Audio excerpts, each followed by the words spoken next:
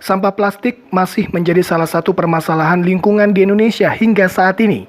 Berdasarkan data dari World Bank 2021, Indonesia hasilkan sekitar 7,8 juta ton sampah plastik setiap tahun.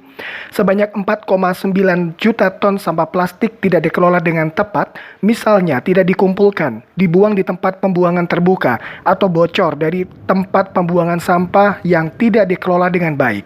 Sangat concern dengan hal tersebut, PT Ajinomoto Indonesia terus berinovasi sekaligus berkomitmen mendukung pemerintah dalam menanggulangi sampah dengan meluncurkan fasilitas waste station di Pasar Sememi, Surabaya, Rabu 21 Desember 2022, yang bekerja sama dengan salah satu perusahaan startup daur ulang di Indonesia, yaitu Rekosistem, yang dalam penerapannya didukung oleh platform berbasis Android dan iOS.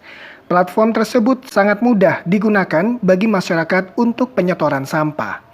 Fasilitas waste station Pasar Sememi itu nantinya juga akan dihibahkan kepada Dinas Lingkungan Hidup Kota Surabaya untuk dikelola dan digunakan oleh masyarakat sekitar. Yudo Kusbandrio, Direktur PT Ajinomoto Indonesia, mengatakan langkah ini adalah bentuk upaya Ajinomoto Indonesia untuk mewujudkan tanggung jawab dan komitmen perusahaan dalam penanggulangan sampah dan pelestarian lingkungan di Indonesia dengan tetap berpegang teguh pada Ajinomoto Share Value sebagai prinsip perusahaan dalam berkontribusi terhadap kelestarian lingkungan. Dan tidak hanya membuat fasilitas waste station bersama Rekosistem, Ajinomoto menurut Yudo juga terus berupaya mengedukasi masyarakat untuk memilah sampah dari sumbernya. Dan juga Surabaya tentu saja adalah persoalan sampah plastik. Seperti kita ketahui kalau di Benowo itu sampah plastiknya aja ada 300 ton per hari kira-kira.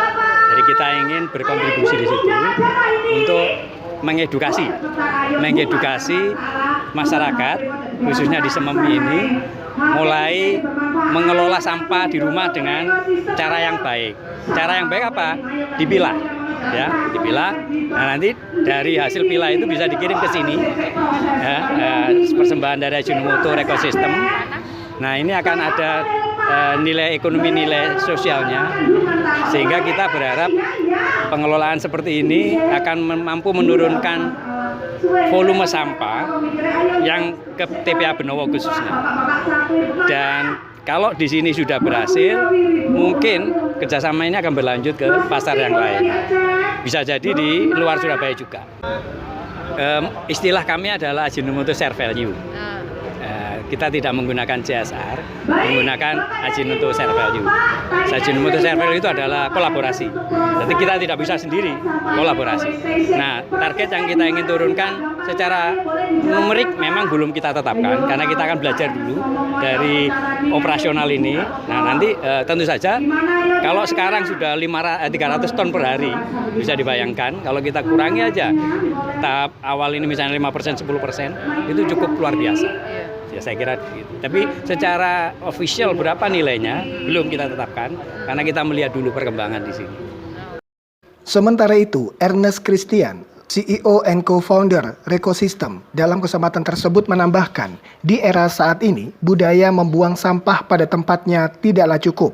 Saat ini menurutnya, kita juga perlu memiliki kebiasaan memilah sampah. Dari hal sederhana seperti ini akan memberikan dampak besar bagi pengelolaan sampah di Indonesia. Ernest melihat bahwa persoalan sampah kemasan masih menjadi masalah pelik di Indonesia dan bahkan terus-menerus bertambah. Rekosistem hadir untuk menerapkan ekosistem berkelanjutan melalui jasa pengelolaan sampah dengan berfokus pada pengumpulan, pemilahan, dan daur ulang sampah. Salah satu caranya adalah dengan membangun waste station, sehingga masyarakat bisa mendaur ulang sampah anorganik rumah tangganya dengan mudah.